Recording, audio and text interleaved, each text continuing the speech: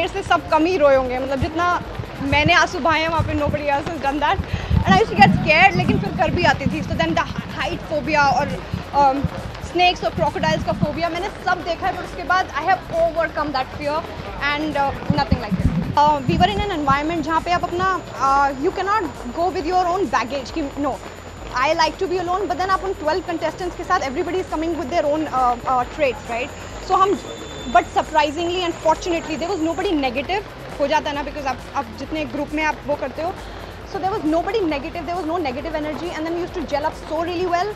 और मोनिका और मैं डांस वीडियोस बना रहे हैं. Gita was so much fun. Shantanu उसके तो हम डांस स्टेप्स कॉपी करते थे and then ऋत्विक, रवि और करण, they were like a riot.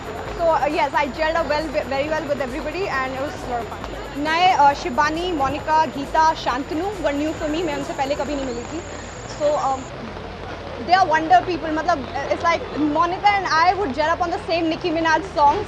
So very good soul. Shantanu was such a nice guy to be with. And then everybody यार, I mean किस का नाम लूँ अभी? मनवीर पूरा ही ख़त्म हो गया. मैं जितने apprehensions के साथ गई थी वहाँ जाके I overcame all of them. 19th, 20th floor, we would look down, you would get a heart attack. We've done them and you know done them with like a boss. So it was great.